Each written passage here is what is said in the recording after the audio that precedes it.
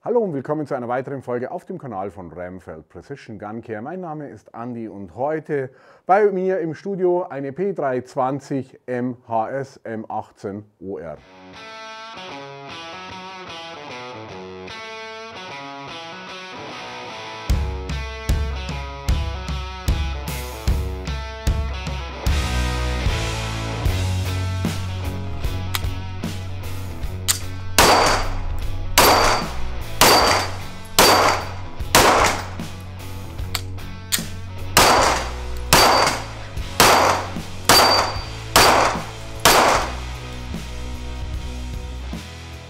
MHS Modular Handgun System.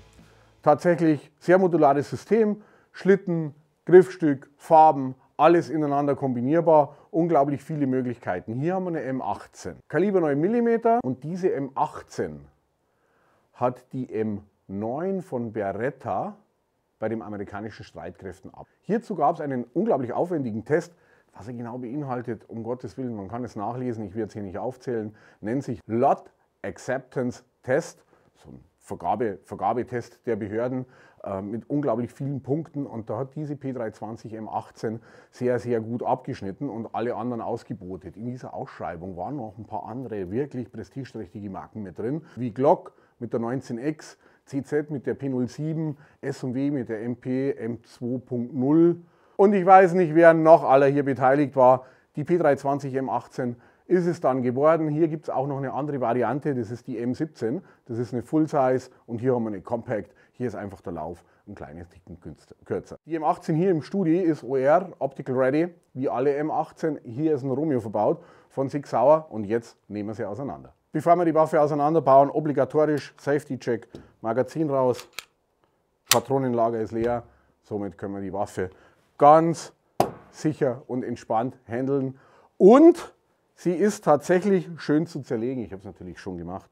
Ambidextrel, Schlittenfanghebel rechts, Schlittenfanghebel links, beidseits, MS, manuelle Sicherung. Und zum Zerlegen der Waffe über den Schlittenfanghebel die Waffe verriegeln, Zerlegehebel öffnen, Schlittenfanghebel lösen und den Schlitten nach vorne abziehen. Übrigens, wenn ihr hier so Optiken drauf habt, Optiken und Öl verträgt sich relativ schlecht miteinander. Wenn ihr da noch die Schutzkappe habt, sollte so sein, macht ihn drauf. Wenn nicht, macht ein Stück Folie drüber. Was auch immer, aber deckt die Optik ab. Macht tatsächlich Sinn. Weiter zum Zerlegen, wir können hier tatsächlich ein bisschen was reinigen. Die Feder raus, Lauf entnehmen und dann haben wir hier einen Schlagbolzen noch. Und den können wir durchaus mit rausbasteln aus dem Spiel. Mich würde es interessieren, dazu brauchen wir Werkzeug, denn hier außen liegend ist die Verriegelung der Platte. Kleiner Pin, von oben eindrücken, Platte nach vorne rausschieben, Daumen drüber halten, flitscht aber nichts raus. Jetzt könnt ihr hier die Feder ziehen und ihr seht auch schon, Auszieherkralle kommt mit raus und dann geht hier komplett der Schlagbolzen. Total easy System. Finden wir hier noch was wir zerlegen könnten oder sollten? Es macht nicht unbedingt Sinn, dass man immer alles zerlegt, wenn man nicht gelernter Büchsenmacher ist. Hier sind aber keine Verschmutzungen, an die ich nicht rankommen würde. Ich muss sie also nicht zerlegen, darum machen wir das auch nicht. Was verwenden wir, um die Waffe sauber zu machen? Für den Lauf. Ramfeld Precision Gun Care, Laufreinigungsfilze, Kaliber 9 mm. Ramfeld Rope mit der Flex-Tip, Nylon- oder Messingbürste, ein kleines Tuch, Druckluftspray, großer Freund, zweimal dasselbe Öl, einmal zum Sprühen, einmal mit Dosierspitze und ein Gun Cleaner, Kaltempfetter, Restölentferner. Und wie immer, wenn Chemie am Start ist, Handschuhe und los geht's. Ich beginne mit dem Lauf, weil ich hier dann die Möglichkeit habe, alles, was ich hier an Chemie eintrage, um es zu reinigen, einfach mal einwirken zu lassen. Coole Sache, in der Zeit, wo es hier einwirkt, kann ich nämlich hier weitermachen. 1 Meter lang, Edelstahl, 5 mm stark, kunststoffgemantelt, hitzebeständig, säurebeständig, sehr lange Einfädelspitze, teilbar, flexible Spitze, Flex-Tip und rotierende Spitze. Kaliber 9 mm, reicht ein Filz, Er wird vorne aufgesteckt und hier einfach über die Unterlage gezogen. Dann dreht er sich auf. Ich nehme den Reiniger, schnapp mir den Lauf und ziehe das Seil einmal hier durch. Der Vorteil von der drehbaren Spitze ist, dass sich der Filz da tatsächlich in die Züge und Felder gräbt und hier einschneidet. Absolut perfekte Reinigung in den Zügen und Feldern, da wo wir es haben wollen. Schaut mal, das war jetzt nur der Kaltempfetter und ihr seht schön, wie sich hier die Züge und Felder abdrücken, ohne dass wir schon großartig gereinigt haben. Wir haben nur eingetragen und man sieht auch die Rotation, die verlaufen nämlich schräg. Das heißt, der Filz muss sich mitführen, ansonsten wäre ja der ganze Filz schwarz. Hier das Griffstück. Wir haben hier ein paar Ablagerungen drauf, links, rechts, hier hinten ist nichts, aber einen Tropfen Öl kann man durchaus auch nehmen. Sprüht die ganze Sache hier immer so ein, dass ihr nicht in Systeme, also in die Abzugseinheit hier reinsprühen würdet und alles nach unten läuft, sondern gebt ihm die Möglichkeit, dass es nach vorne auslaufen kann. Bei diesen Reinigern wartet ihr auch nicht lange, wenn es Carbonlöser sind, sondern beginnt hier sofort zu bürsten. Ansonsten dunstet das nämlich alles wieder ab und trocknet an. Druckluftspray macht nämlich den Reiniger, bläst den Reiniger nach unten aus. Schaut mal, er läuft hier raus. So kriegt ihr nämlich alles aus der Waffe raus. Es ist leichter, mit dem Lappen hier noch eventuell ein bisschen nachzutrocknen. Ident zum Schlitten. Hier haben wir ein bisschen was. Ich würde mal sagen, ich sprühe es wieder so ein, dass es rauslaufen kann und jetzt ist hier entscheidend, Optik abzudecken. Beschichtungen von Optiken und Reiniger das passt einfach nicht zusammen. Also irgendwie tut es nicht gut, also abdecken mit was auch immer. Elegant natürlich hier mit der Original-Abdeckkappe, wenn nicht Kunststoff-Frischhaltefolie, kleines Beutelchen, was auch immer. Und ihr seht, ich sprühe jetzt wieder so ein, wir haben keinen Schlagbolzen mehr drin. Es wird alles nach unten auslaufen können, wenn wir hier oben was einsprühen sollten. Ich sprühe den wieder ein. Und ohne Warte, seht ihr, zieht euch Handschuhe an. Und ohne Einwirkzeit beginnen wir hier sofort die Flächen zu reinigen. Druckluftspray aus dem System.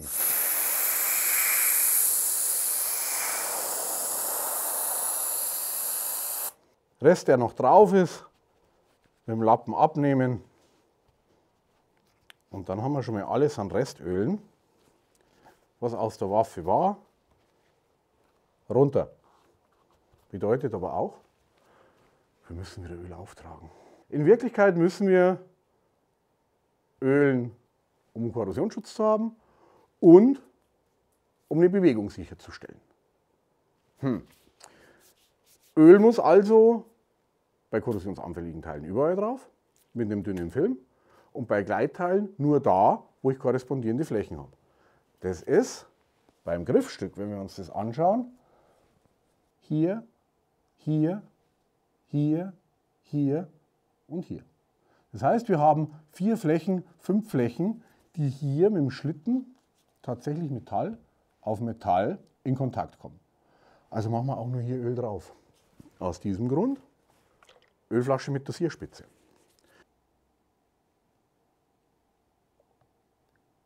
Aha. Vorsicht, überall nur ein kleiner Tropfen. Seht ihr? Auf allen 4 Führungen ein kleiner Tropfen drauf. Ich mache das aber hier auch noch. Braucht absolut keinen Druck. Und jetzt nehmen wir den Schlitten,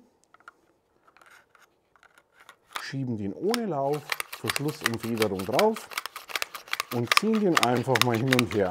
Wir geben dem Öl jetzt die Chance, sich auf den korrespondierenden Teilen ordentlich und gleichmäßig zu verteilen. Und dazu drehe ich die Waffe. Das ist so dieses Thema mit Erdanziehungskraft. Ist eine coole Sache, die hilft uns hier. Damit das Öl in der Regel läuft es ja nach unten. Darum drehen wir die Waffe ein bisschen und repetieren dabei. Alles, was wir hier aufgetragen haben, auf diesen Federn, auf diesen Führungen, hat sich hier innen auf die Nuten übertragen. Und was nach innen durchgelaufen ist oder hier jetzt auf den Rand ist, könnt ihr wegmachen, das ist zu viel. Das ist Öl, das übergelaufen ist, das definitiv zu viel ist.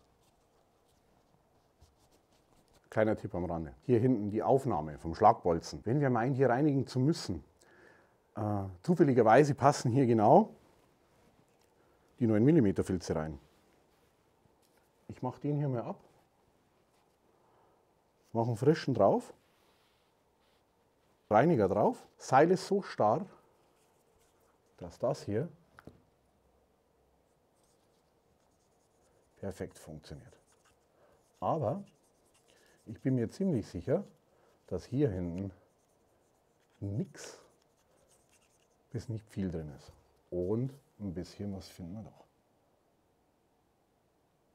Einmal zurückbauen auf die Flex-Tip. Öl drauf, kurzer Lauf.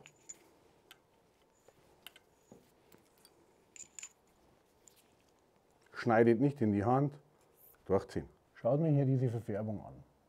Grün-blau. Das ist Geschossabrieb, der sich löst.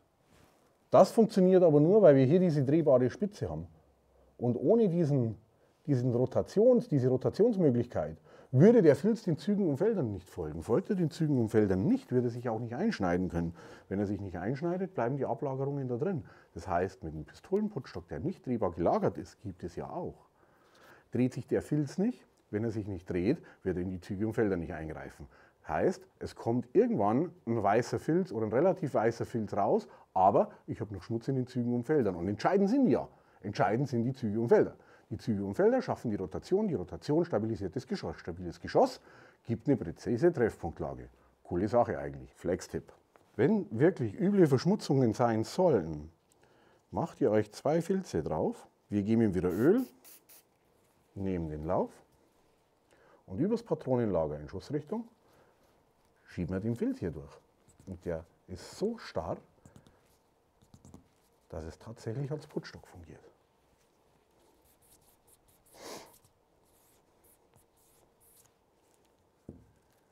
Ihr seht aber auch hier, im Vergleich zu diesem Filz, hier sehen wir schön die Züge und Felder, haben wir hier nicht. Gleichmäßig graue Fläche, keine grüne Fläche. Der Reinigungseffekt ist immer geringer, wenn ich keine Rotation habe. Ich lege mir die Adapterspitze wieder rüber auf die Flex-Tip, weil Rotation immer gut. Dann ziehe ich 1 Meter Seil halt einfach mal durch. Dauert ja nicht lang. Ich mache das jetzt übrigens so lange mit trockenen Filzen, bis ich einen absolut sauberen Filz habe. So wie jetzt. Na, einer kann noch. Einen spendieren wir noch.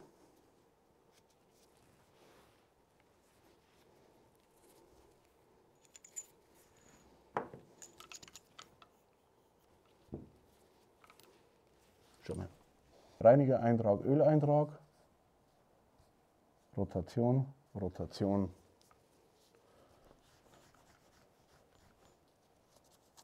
Letzter. Hat nicht viel Schuss, würde ich behaupten.